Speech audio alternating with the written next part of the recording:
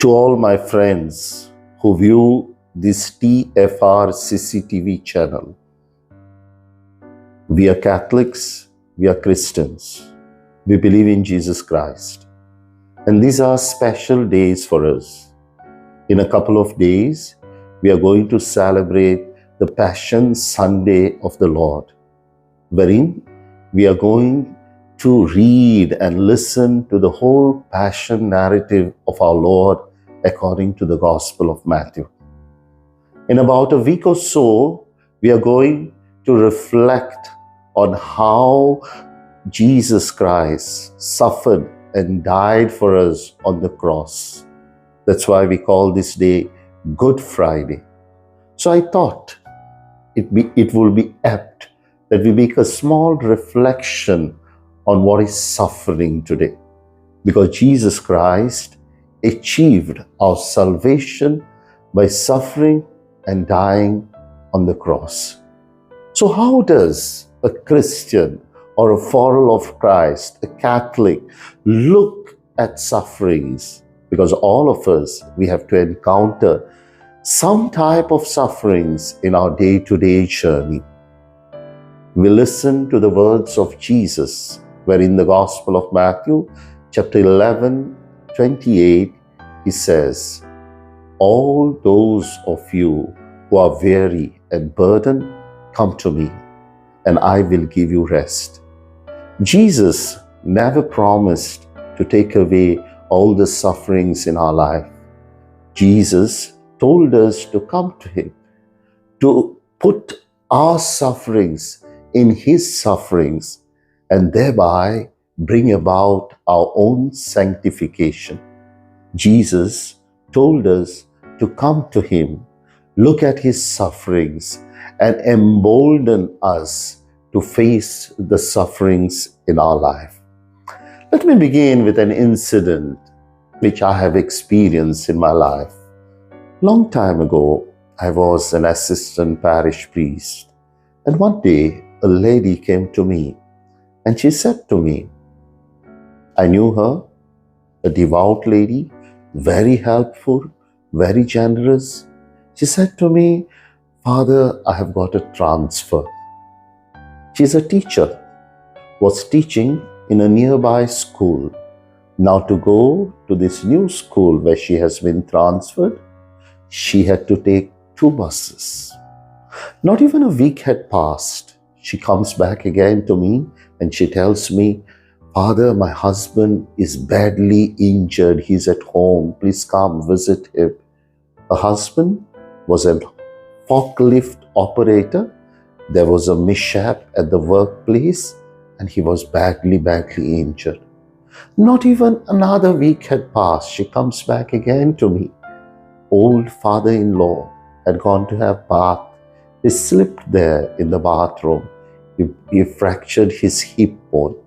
Bedridden. In another few days, she comes to me and tells me about her son. Her son was in the seminary, he's left the seminary, come home, is not talking to anyone. She does not know what to do. And she said or expressed her feelings like all of us do. Why? One after another, all these sufferings, what I have done. But what she said next is something that is still struck in my mind. She said, "I trust in the Lord, Father. I know I don't understand what is happening in my life now, but I trust in him. He knows what he is doing." Many years have passed, my friends. But today, if you look at this woman, she is a headmistress in a nearby school. Her husband is a supervisor of all those who are operating forklift machines in his company, in his factory. Father-in-law is still alive with a walker. He goes around the house, and you know how big a blessing this is. The son did not go back to the seminary, but is growing up like a good adult. What more do we need? This lady had a right attitude towards suffering. And that is why she could achieve her own sanctification and bring about blessings on her family in the approach she had towards suffering. Can all Christians look at suffering in this way? How are we going to deal with the sufferings in our life? I'm not a moral theologian, I'm not an expert, but a few things that I've experienced in my life, a few things that I have read, let me share them with you.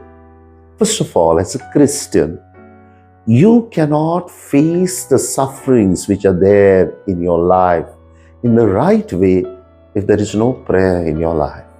Now, what is prayer? Prayer is communication with God. Now, we have to talk with God as a friend. We have to talk with Jesus as a friend. Then only the sufferings in our life, we will be able to face them. Let me take you to the first sorrowful mystery. What is happening? Jesus is there in the Garden of Gethsemane and he's sweating blood. Now, what is happening over there? Now, Jesus gets a temptation. And the temptation is very forceful. The temptation is this: to achieve human salvation without suffering.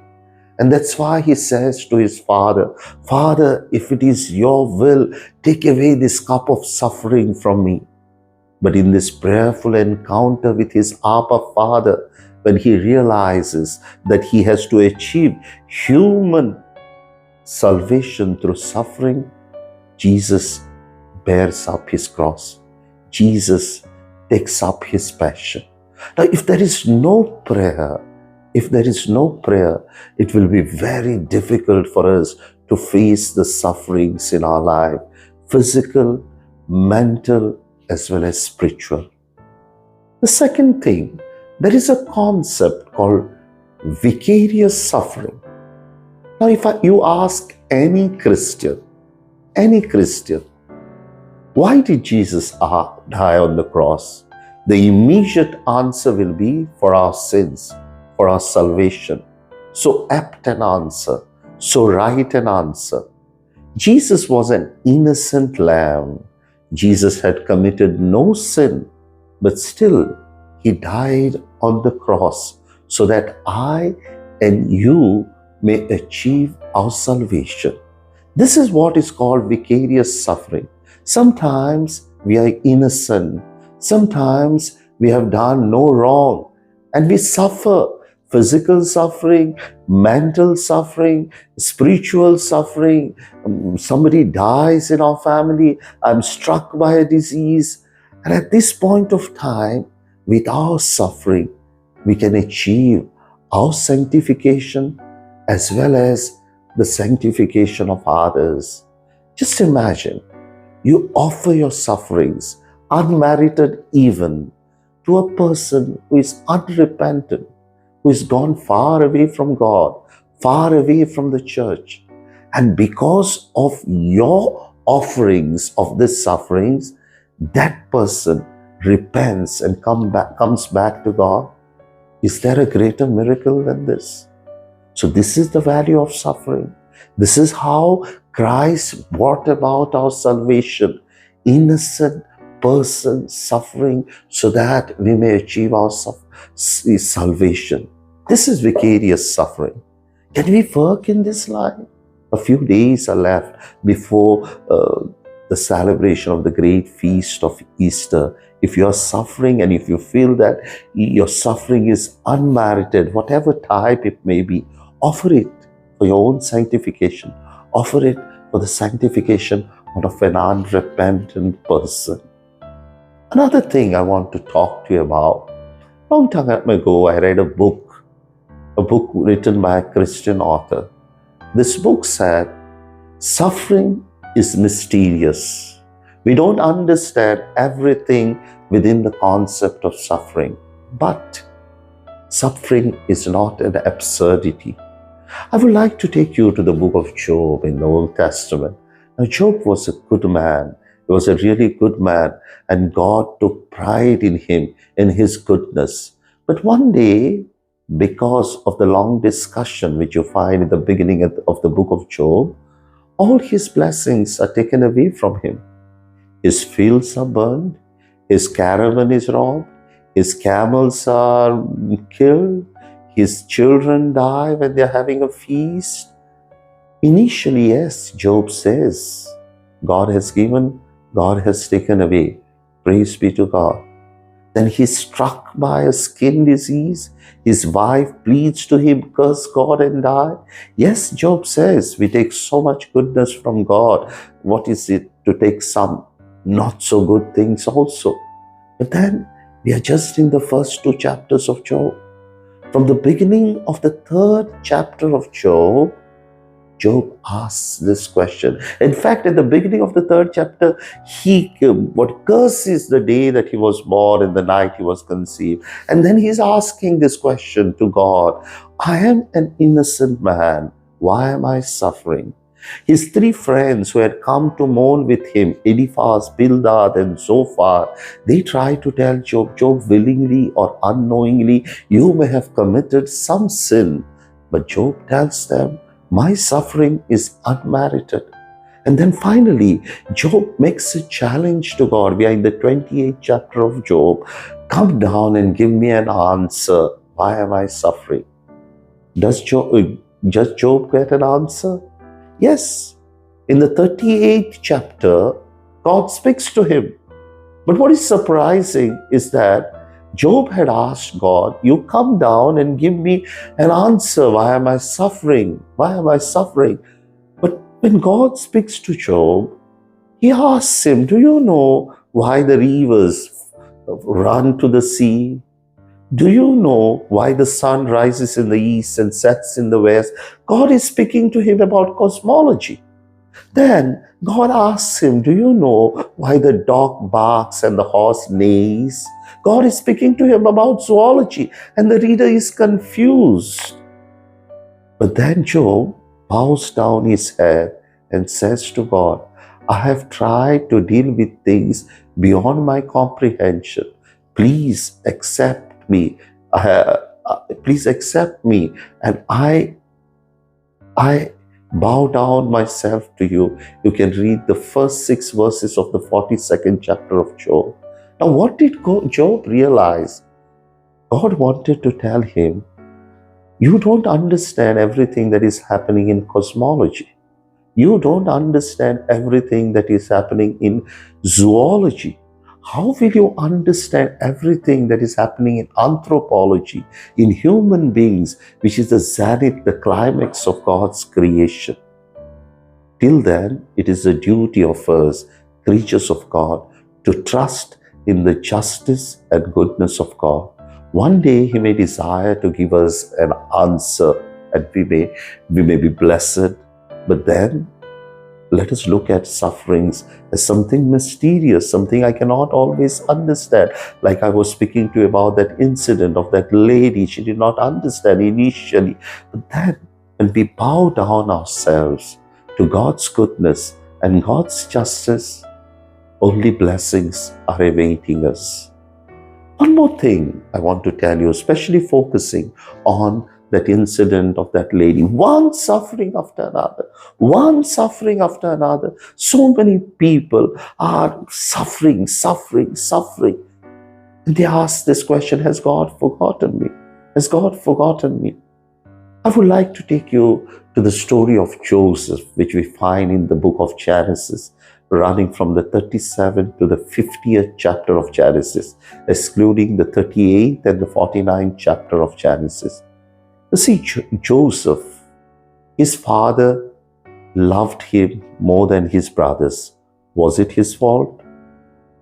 His father made him a new robe, did not give the brothers anything. Was it his fault? Joseph had this gift of interpretation of dreams. And he used to interpret these dreams, and God helped him to interpret. And sometimes his interpretation made his brothers angry. Was it his fault? One day, when Joseph had gone to search for his brothers because his father had told him, the brothers decide to kill him. Then, due to the intervention of one of them, he is not killed, but he is thrown in a pit. Then he is removed from the pit and sold to the Midianites, who go to Egypt and trade him as a slave. There he is in Potiphar's house. Potiphar's wife wants to have sexual relations with physical relations with him, but this devout Jewish boy refuses. She accuses him, and then he is put into jail. And there in the jail, he finds two people, one who was the steward of the Pharaoh and one who was the baker of the Pharaoh. He interprets their dreams and he tells one of them, you will be condemned, other one, you will be freed.